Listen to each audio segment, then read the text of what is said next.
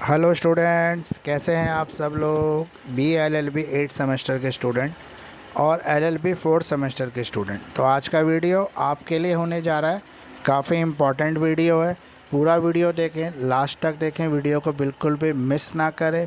Unexpectedly अभी मेरा जो है ना माइक्रोफोन जो है, ऑडियो जैक जो है हमारे लैपटॉप का, वो ख़राब हो गया था, जिस वजह से मेरे लास्ट के जो वीडियो उनमें साउंड नहीं है, साउंड बहुत ही कम है। तो इस वजह से, क्योंकि ऑडियो जैक ख़राब हो गया तो मुझे पता नहीं लग पाया। मैंने दोनों वीडियो कल रात को जाग कर जो है लेट नाइट जो है दोनों वीडियो रिकॉर्ड करके अपलोड किए। बाद में जब मैंने इसको चेक किया, आज देखा, चेक किया नेक्स्ट वीडियो अपलोड करने से पहले, तो देखा दोनों में साउंड ही नहीं है। तो साउंडलेस वीडियो आ गई गलती से, लेकिन कोई दिक्कत नहीं है। हमें क्वेश्चन चाहिए थे इम्पॉर्टेंट, और वो 2 क्वेश्चंस हमें 2 सब्जेक्ट के मिल चुके हैं। तो उसमें हम ज़्यादा ना पढ़ते हुए हम उसमें से क्वेश्चंस उठा के कर लेंगे। तो सॉरी मेरा इसके लिए कि वही गलती से जो है वो गलत वीडियो रिकॉर्ड हो गया और आपको काफ़ी प्रॉब्लम हो रही है कि ऑडियो समझने में नहीं आ रहा है, लेकिन क्वेश्चंस हमें मिल पा रहे हैं। तो जो मैसेज मैं उस वीडियो में देना चाह रहा था आपको, वो मैसेज मैं इस वीडियो में आपको दे देता हूँ। तो मेरा मैसेज यही था कि अनएक्सपेक्टेडली जो हमारे पेपर है ना, वो हमने सोचा भी नहीं था कि इतने जल्दी स्टार्ट हो जाएंगे। वो पेपर इतनी जल्दी स्टार्ट होने वाले हैं। तो हमारे पेपर जो हैं मई में स्टार्ट हो रहे हैं 6 तारीख से, और LLB 8 सेमेस्टर वाले बच्चों के 7 मई से पेपर स्टार्ट हैं, जो बहुत जल्दी हो रहे हैं। नॉर्मली जो पेपर हमारे जून में होते हैं, तो हमें उसी की आदत थी, लेकिन अब इतनी जल्दी पेपर हो रहे तो हमें पढ़ना तो पड़ेगा ही। तो पढ़ने हमें कैसे स्ट्रेटजी कैसे बनानी है, इसका भी एक वीडियो मैं जल्दी ही आपके बीच में अपलोड कर दूंगा। तो आज मैं जो इम्पोर्टेंट वीडियो आपके लिए लेके आया हूँ, वो लेके आया हूँ banking laws and negotiable instrument act. ये इंपॉर्टेंट क्वेश्चन है जो आज हम कवर कर रहे हैं। मेरा वादा है, मुकेश किरार सर का वादा है कि अगर आप ये सारे क्वेश्चंस कर लेते हैं तो आपको 70% मार्क्स एग्ज़ाम में लाने से कोई भी नहीं रोक सकता। आप डेफिनेटली अच्छे नंबर से पास हो जाओगे। स्पेशली जो मेरा वीडियो बनाने का मकसद होता है, वो वर्किंग स्टूडेंट्स के लिए बनाने का मकसद होता है कि जो वर्किंग है, जो हाउस वाइफ हैं, जो साथ साथ पढ़ाई भी कर रहे हैं, तो उनके लिए काफ़ी कम समय होता है पढ़ने के लिए। तो वो लोग कुछ ऐसा ढूंढते हैं जिसमें कम समय में वो ज़्यादा उनको फ़ायदा पहुँच जाए। तो ये वही वीडियो है जो कम पढ़कर आप ज़्यादा मार्क्स एग्ज़ाम में ला सकते हैं। तो टोटल इस वीडियो के अंदर मैं 16 क्वेश्चंस आपको देने जा रहा हूं। अगर आप ये 16 क्वेश्चंस कर लेते हैं तो बैंकिंग लॉ आपका आराम से पास हो जाएगा, कोई आपको दिक्कत ही नहीं होगी। तो बैंकिंग लॉ यानी कि नेगोशिएबल इंस्ट्रूमेंट एक्ट जो है, वो आज का हमारा वीडियो होने जा रहा है। ये हमारा LLB 8 सेमेस्टर का और LLB 4 सेमेस्टर का सब्जेक्ट है। तो दोनों ही बच्चों के जो E1 सेमेस्टर के हैं, उनके लिए ये वीडियो इम्पॉर्टेंट है। ज़रूर देखें, लास्ट तक देखें, बिल्कुल एक भी पार्ट मिस ना करें, और सारे क्वेश्चंस को बढ़िया तरीके से याद कर लें। एक बात और जो मैं हर वीडियो में कहता हूँ, इस बार भी आपसे कहूँगा कि देखो, क्वेश्चंस तो मेरे बताए हुए आएंगे एग्ज़ाम में, लेकिन आंसर पे जो मार्क्स मिलेंगे वो आपके आंसर लिखने पर ही मिलेंगे। 13 क्वेश्चन आते हैं पेपर में। 8 क्वेश्चन का मैं हमेशा वादा करता हूँ आपको कि 8 क्वेश्चन आपको मेरे वीडियो में से मिल जाएंगे। 13 क्वेश्चन में से 70% तक आपको कवर करेगा, ये वीडियो डेफिनेटली कवर करेगा। आप कैसे भी लगा लें, A section, B section, C section, ज़्यादा मेरा जोर जो होता है वो B और C सेक्शन पे होता है, लेकिन मैं फिर भी आपको इतना इंश्योर करना चाहता हूँ कि आप मायूस नहीं होंगे। आपको ये जो वीडियो है वो डेफिनेटली मिल जाएगा एग्ज़ाम में। तो इसको ध्यान से करें, बिल्कुल भी मिस ना करें, पूरा वीडियो देखें, लास्ट तक देखें। तो आइए शुरू करते हैं, ज़्यादा समय वेस्ट ना करते हुए। जो हमारा क्वेश्चन नंबर 1 है, एजुकेटर ऑफ दिल्ली जो है आपके लिए लेके आया है banking law and negotiable instrument act का वीडियो हम आपके बीच में लेके आए हैं। जो पहला क्वेश्चन है हमारा वो है, reserve bank of India is controlling the economic activities in India. Reserve bank जो है वो इकोनॉमिक एक्टिविटीज़ को कैसे कंट्रोल करता है इंडिया के अंदर। क्रिटिकली एग्जामिन करें स्टेटमेंट, डिस्कस करें functions of the Reserve bank of India. क्या इसके लिए हमें क्रिटिकली एग्जामिन स्टेटमेंट लिखनी है, और साथ में हमें फंक्शंस डिस्कस करने रिजर्व बैंक ऑफ इंडिया के। इसी क्वेश्चन में दूसरा क्वेश्चन भी आ सकता है जो रिजर्व बैंक ऑफ इंडिया से ही जुड़ा हुआ है। How can reserve bank of India control the other banks including the private bank. तो किस तरह से रिजर्व बैंक जो है अदर बैंक को कंट्रोल करता है, including reserve bank of India को भी, जो प्राइवेट बैंक्स होते हैं उनको भी कंट्रोल करता है। तो इस कंटेक्स्ट के अंदर what is the procedure for granting licence to a new bank. तो न्यू बैंक को लाइसेंस किस तरह दिया जाता है, क्या प्रोसीजर है, वो आपको बताना है इसके अंदर।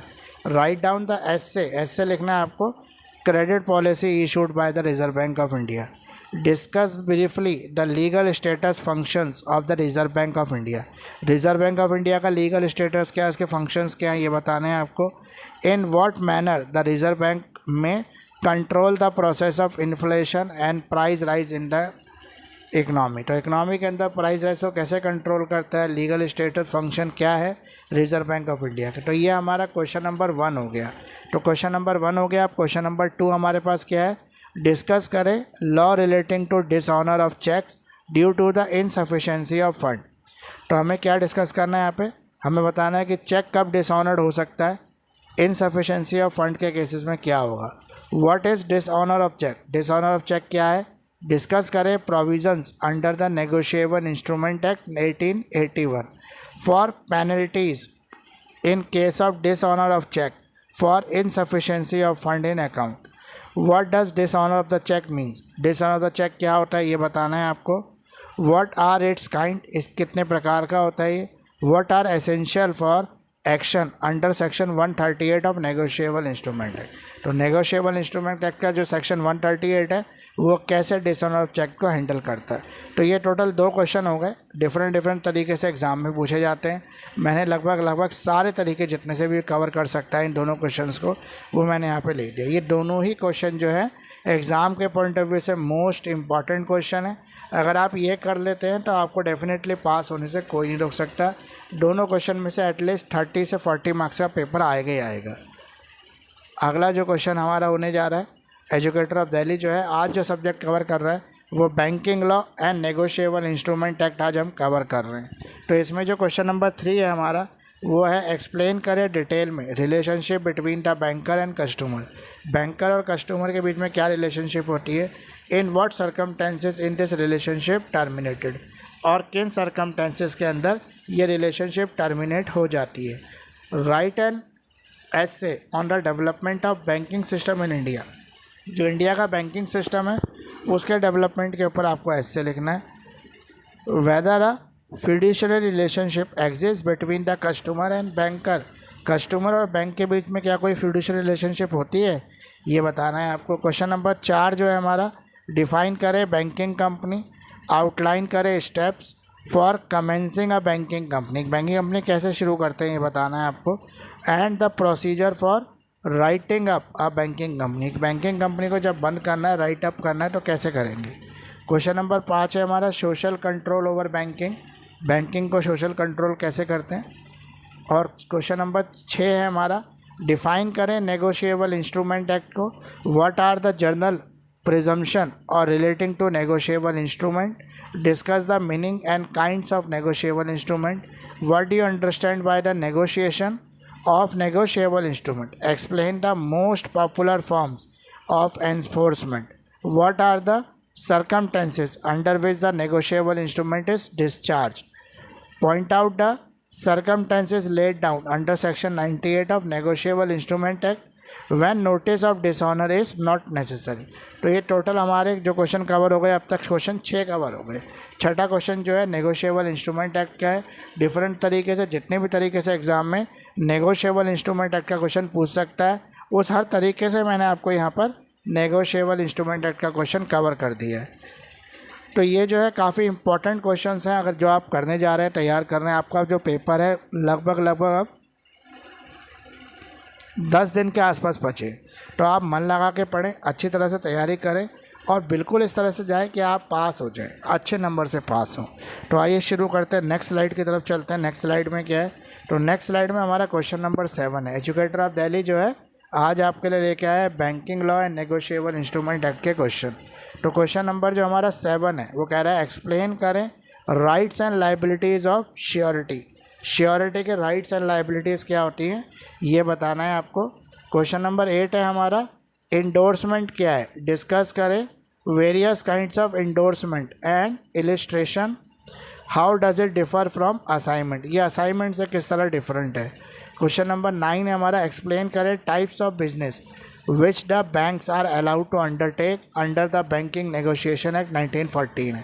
1949 जो हमारा एक्ट है नेगोशिएबल इंस्ट्रूमेंट एक्ट, वो किस तरह से बैंक को अलाउ करता है कि वो अपना बिजनेस कर सकते हैं। क्वेश्चन नंबर 10 है हमारा, डिस्टिंग्विश करें commercial bank from industrial bank and agriculture bank. Commercial bank किस तरह से अलग है एग्रीकल्चर बैंक और इंडस्ट्रियल बैंक से। क्वेश्चन नंबर 11 है, what do you mean by the bill of exchange. Bill of exchange क्या होता है ये बताइए। डिस्कस करें characteristics and describe the different types of bill of exchange. अलग अलग तरह के बिल ऑफ एक्सचेंज जो होते हैं वो क्या हैं और किस तरह से उनको कवर कर सकते हैं। क्वेश्चन नंबर 12 जो है हमारा, what are the silent features of foreign exchange management act 1998। तो 1998 का जो हमारा फॉरेन एक्सचेंज मैनेजमेंट एक्ट है वो क्या है। क्वेश्चन नंबर 13 है हमारा, what do you understand by the holders and holders in the due course or how do you distinguish between the two explain. तो आप किन होल्डर को और होल्डर इन ड्यू कोर्स को किस तरह से डिफ्रेंशिएशन करेंगे ये आपको बताना है। तो टोटल आपके 13 क्वेश्चन कवर हो गए अब तक जो हमने स्लाइड किए हैं इस वीडियो के अंदर। काफ़ी इम्पॉर्टेंट वीडियो हमारा है और BLLB 8 सेमेस्टर के बच्चे इसको अगर क्वेश्चंस को कर लेंगे, टोटल 16 क्वेश्चन है इस वीडियो में, तो डेफिनेटली आपको अच्छे मार्क्स लाने से कोई नहीं रोक सकता, आपके अच्छे मार्क्स एग्ज़ाम में आ सकते हैं। एजुकेटर ऑफ दिल्ली जो है आपके लिए लेके आया है banking law and negotiable instrument act. Question number 14 जो है हमारा, what is mean by clearing house. Clearing house क्या होता है एक्सप्लेन करें इसकी वर्किंग को। क्वेश्चन नंबर 15 है हमारा, what precautions a bank has observe in collecting payment of cross cheque and what protection is available in collecting the bankers in respect. तो यहाँ पर पूछ रहा है आपको कौन से ऐसे प्रिकॉशंस हैं जो ऑब्ज़र्व करनी पड़ती है पेमेंट लेते वक्त, बैंक को ध्यान रखनी पड़ती है क्रॉस चेक में, और क्या प्रोटेक्शंस है जो कलेक्ट करते हैं बैंकर से इस रिस्पेक्ट में। तो डिस्कस करना है modes of crossing of the cheque, cheque को आप कितनी तरीके से क्रॉस कर सकते हैं, इसका सिग्निफिकेंट क्या है, नॉन नेगोशिएबल क्रॉसिंग क्या होती है, ये सब आपको यहाँ पर डिस्कस करना है। क्वेश्चन नंबर 16 है हमारा, right a detail note on banking ombudsman scheme 2006। तो भारतीय लोकपाल जो है जो बैंकों के क्षेत्र में अपॉइंट किया जाता है उसके ऊपर आपको डिटेल स्टडी लिखनी है। तो ये टोटल हमारे पास 16 क्वेश्चन है इसके अंदर। अगर आप ये 16 क्वेश्चन एग्जाम में करके चले जाते हैं तो डेफिनेटली आपके अच्छे मार्क्स आ सकते हैं, आपको अच्छे मार्क्स लाने से कोई नहीं रोक सकता। मेरी गारंटी है कि 70% जो पेपर है वो इन्हीं क्वेश्चन में से आएगा। तो आप इन क्वेश्चन को अच्छी तरह से पढ़ लें, तैयार कर लें, रट लें, लिख के देख लें, ताकि कोई भी मिस्टेक होने के चांस ना रहें और आप इसका पूरा बेनिफिट उठा पाएँ। वीडियो के अंत में मैं आपको एक बात ये कहना ज़रूर चाहूँगा कि आप मुझे लिखकर ज़रूर बताएं कि आप वीडियो में क्या देखना चाहते हैं, किन टॉपिक पे आपको वीडियो चाहिए। मैं हमेशा कोशिश करता हूँ कि उन तरह के वीडियो आपको दे सकूँ। तो वर्किंग स्टूडेंट जो है उस तरह से मेरे चैनल के साथ जुड़े रहिए और अपने और भी फ्रेंड जो आपके वर्किंग है और लॉ कर रहे हैं, करना चाहते हैं, तो हम लॉ के एडमिशन्स भी कराते हैं, तो लॉ करना चाहें तो वो भी हमसे कंसल्ट कर सकते हैं। तो आइए वीडियो के एंड की तरफ चलते हैं। एजुकेटर ऑफ दिल्ली जो है आज का काफ़ी इंपॉर्टेंट वीडियो आपके बीच में लेके आया था। BLLB 8 सेमेस्टर के बच्चों के लिए था और LLB 4 सेमेस्टर के बच्चों के लिए था। Banking laws and negotiable instrument act 19 negotiable instrument act, इतना ही है।